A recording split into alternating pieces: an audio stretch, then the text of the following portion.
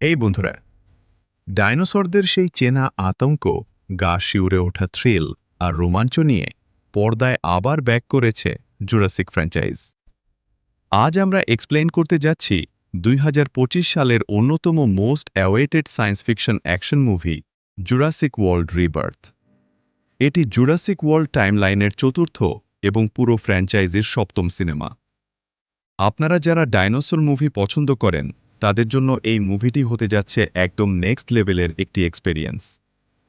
কারণ এখানে শুধু চেনা ডাইনোসরই নয়, বরং জেনেটিক্যালি মডিফাইড এমন কিছু ভয়ঙ্কর প্রাণীকে দেখানো হয়েছে যা আগে কখনো দেখা যায়নি। পুরো সিনেমায় কিভাবে টিকে থাকার লড়াই আর লোভের এক নোংরা খেলা একসাথে চলল তা আজ আমরা জানব একদম সহজ বাংলায়। তাই আর একটুও সময় নষ্ট না করে চলুন সরাসরি চলে যাই মূল মুভির গভীরে। সিনেমার একদম শুরুতে আমাদের নিয়ে যাওয়া হয় আজ থেকে ১৭ বছর আগে, অর্থাৎ ২০০৮ সালের একটি ব্যাকগ্রাউন্ডে। অ্যাটলান্টিক মহাসাগরের এক কোণে অবস্থিত সম্পূর্ণ জনমানবহীন এবং নিষিদ্ধ একটি দ্বীপে ইনজেন নামক একটি বায়োটেকনোলজি কোম্পানি ডাইনোসরদের নিয়ে গোপনে কাজ করছিল। তারা আসলে সাধারণ ডাইনোসর বানাচ্ছিল না, তাদের উদ্দেশ্য ছিল ডাইনোসরদের জিনেটিক কোড পরিবর্তন করে হাইব্রিড দানব তৈরি করা। আর এই ল্যাবে তাদের সবচেয়ে বড় এবং ভয়ঙ্কর সৃষ্টি ছিল ডিস্ট্রাস রেক্স। এটি সাধারণ টি-রেক্সের চেয়েও আকারে বড় এবং এর ছিল ৬টি বিকৃত পা। কিন্তু প্রকৃতির ওপর জোর খাটানো কি এতই সহজ?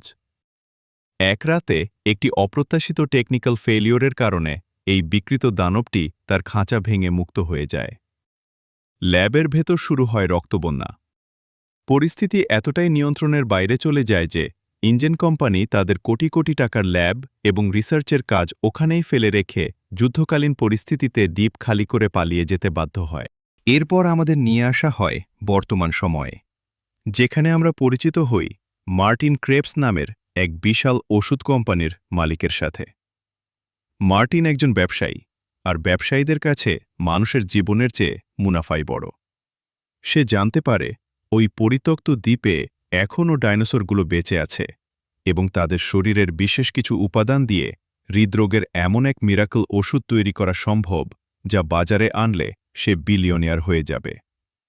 কিন্তু সমস্যা হল, ওই নিষিদ্ধ দ্বীপে যাওয়া আন্তর্জাতিক আইন অনুযায়ী সম্পূর্ণ বেআইনি এবং চরম বিপজ্জনক। তাই মার্টিন এই ব্ল্যাক মিশনটি কমপ্লিট করার জন্য প্রচুর টাকার বিনিময়ে হায়ার করে প্রাক্তন মিলিটারি স্পেশালিস্ট মিস জোরা বেনেটকে। জোরা অত্যন্ত দক্ষ এবং যে কোনো কঠিন পরিস্থিতি হ্যান্ডেল করতে পারে। ডাইনোসরদের চেনার এবং তাদের ট্র্যাক করার জন্য তারা সাথে নেয় বর্তমান সময়ের অন্যতম সেরা জীবাশ্মবিদ ড. হেনরি লুমিসকে। ড. হেনরি প্রথমে রাজি না হলেও মার্টিনের অফার করা টাকা এবং ডাইনোসরদের সামনাসামনি দেখার লোভ সে সামলাতে পারে না। জোরা এই বিপজ্জনক মিশনের নেতৃত্ব দেওয়ার জন্য বেছে নেয় তার দীর্ঘদিনের পুরনো বন্ধু ডানকানকে। ডানকানের নিজস্ব একটি হাইটেক বোট আছে এবং সমুদ্রের পথ তার হাতের তালুর মতো চেনা। ডানকান তার বিশ্বস্ত টিম মেম্বারদের সাথে নিয়ে মিশন শুরু করে। মার্টিনের মিশন অনুযায়ী তাদের ৩টি ডাইনোসরের স্যাম্পল দরকার ছিল: পানির নিচের রাজা মসুসরাস, স্থলের দানব টাইরাইনোসরাস এবং আকাশের সবচেয়ে বড় শিকারী কোয়েটজালকোটলাস। তারা যখন দ্বীপের কাছাকাছি পৌঁছায় তখন হঠাৎ তাদের বোটে একটি রেডিও সিগন্যাল আসে। সাহায্যের জন্য কেউ একজন চিৎকার করছে। আসলে রুবেন নামের এক ব্যক্তি তার ২ মেয়ে ইজাবেলা, টেরেসা এবং টেরেসার বয়ফ্রেন্ড জেভিয়ারকে নিয়ে একটি ছোট নৌকায় করে সমুদ্র ভ্রমণে বেরিয়েছিল। কিন্তু দুর্ভাগ্যবশত কিছু সময় আগে সমুদ্রে সেই জলদানব মসুসরাস তাদের নৌকাটি উল্টে দেয়। ডানকান মানবতার খাতিরে নিজের বোট ঘুরিয়ে সঠিক সময়ে রুবেন এবং তার পরিবারকে উদ্ধার করে। রুবেনের মুখে সেই দানবের বিবরণ শুনে ড. হেনরি নিশ্চিত হয়ে যান যে তাদের প্রথম টার্গেট অর্থাৎ মসুসরাস একদম আশেপাশেই আছে। ঠিক তখন এই সমুদ্রের পানি ফুঁসে ওঠে এবং দানবটি ডানকানের বোটের দিকে ধেয়ে আসে। পরিস্থিতি টের পেয়ে জোরা বোটের ডেকে এসে একটি বিশেষ নিউমেটিক ডার্ট গান তাক করে। মসুসরাস যখন বোটের ওপর ঝাঁপিয়ে পড়তে যায়, জোরা নিখুঁত নিশানা করে তার গায়ে ডার্ট ফায়ার করে। ডার্টটি মসুসরাসের শরীরে গেঁথে গিয়ে নির্দিষ্ট পরিমাণ রক্ত সংগ্রহ করে স্বয়ংক্রিয়ভাবে ব্যাকফায়ার করে জোরার হাতে চলে আসে। অর্থাৎ প্রথম স্যাম্পল ডান। কিন্তু এতে মশুসরাস প্রচণ্ড ক্ষেপে যায়। সে একা নয়, সাথে আরও কিছু হিংস্র স্পিনোসরাস নিয়ে বোটের ওপর অনবরত হামলা চালাতে থাকে। বোটের ব্যালেন্স নষ্ট হয়ে যায়। এই ভয়ঙ্কর হটকোলের মাঝে বোটের সিকিউরিটি চিফ ববি ডাইনোসরের কামড়ে মারা যায়।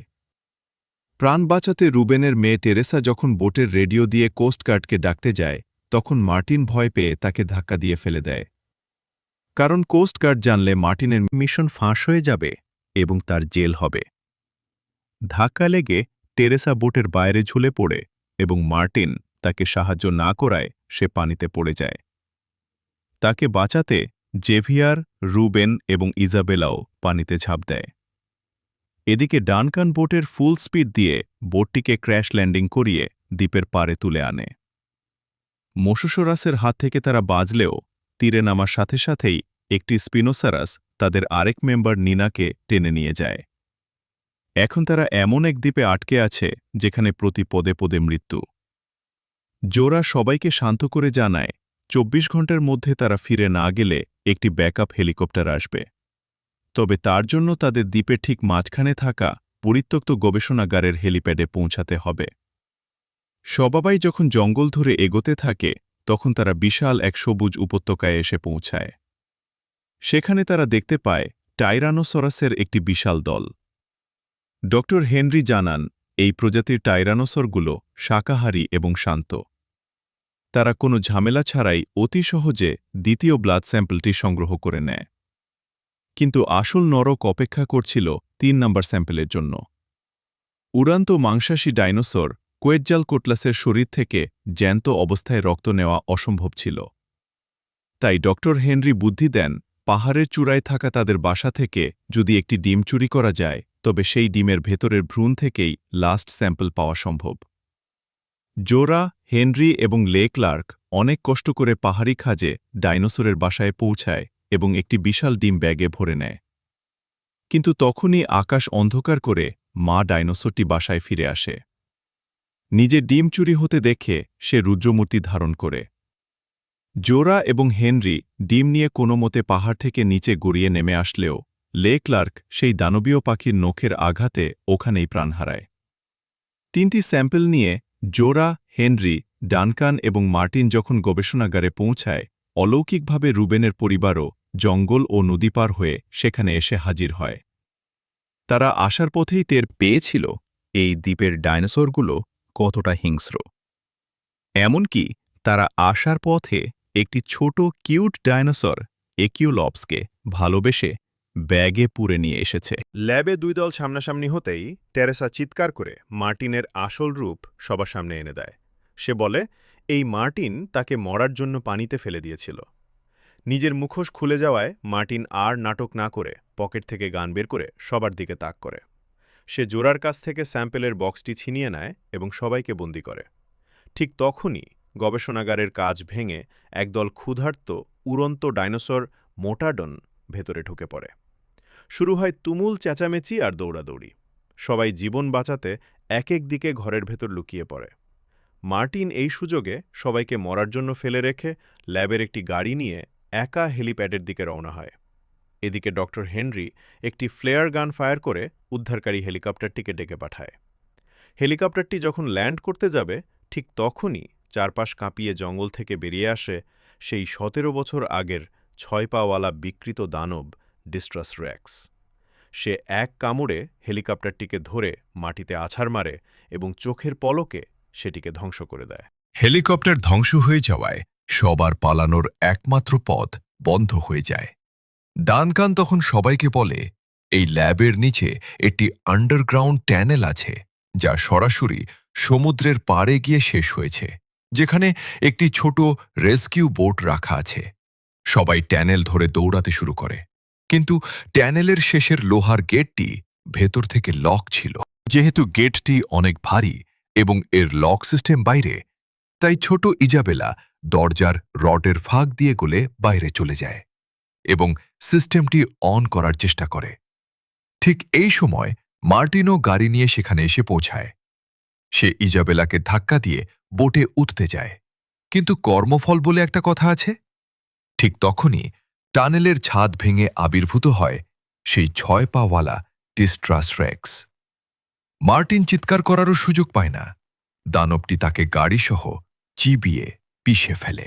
নদীতে ভেসে যাওয়ার সময় জোরা তার বন্ধু ডানকানের জন্য কাঁদছিল, কিন্তু একটু দূরে যেতেই তারা দেখতে পায় জঙ্গল থেকে একটি ফ্লেয়ার আকাশে উঠছে। ডানকানের স্পেশাল সিগন্যাল। ডানকান মরেনি, সে বুদ্ধি খাটিয়ে দানবটিকে বোকা বানিয়ে নদীর পাড়ে এসে দাঁড়িয়ে আছে। জোরা তৎক্ষণাৎ বোট ব্যাক করে ডানকানকে তুলে নেয়। অবশেষে তারা সবাই এই নরককুণ্ড থেকে জীবিত ফিরে আসতে সফল হয়। মাঝ সমুদ্রে এসে ডক্টর হেনরি এবং জোরা সিদ্ধান্ত নেয় তারা এই স্যাম্পল মার্টিনের কোম্পানির মতো কোনো লোভী কর্পোরেশনের হাতে দেবে না। তারা এই ফর্মুলা ওপেন সোর্স বা বিনামূল্যে পুরো পৃথিবীর মেডিকেল সায়েন্সের জন্য উন্মুক্ত করে দেবে, যাতে পৃথিবীর প্রতিটি গরিব মানুষ কম দামে হৃদরোগের ওষুধ পায়। আর এভাবেই ডাইনোসরদের আতঙ্ক আর মানুষের মানবতার জয়ের মধ্যে দিয়ে শেষ হয় জুরাসিক ওয়ার্ল্ড রিবার্থ। বন্ধুরা, এই মুভিতে ডানকানের ত্যাগ আর মার্টিনের পরিণতি আপনার কেমন লেগেছে? আর আপনি যদি ডানকানের জায়গায় হতেন তবে কি করতেন, তা অবশ্যই নিচে কমেন্ট করে জানান। ভিডিওটি ভালো লাগলে একটি লাইক দিন, বন্ধুদের সাথে শেয়ার করুন, আর এই ধরনের মুভি এক্সপ্লেনেশন ও সিনেমার ভেতরের গল্প নিয়মিত পেতে আমাদের চ্যানেলটি এখনই সাবস্ক্রাইব করে পাশে থাকা বেল আইকনটি অন করে দিন। দেখা হচ্ছে খুব শীঘ্রই আরও একটি ধামাকা মুভি নিয়ে। ততক্ষণের জন্য ভালো থাকুন, সুস্থ থাকুন। টাটা।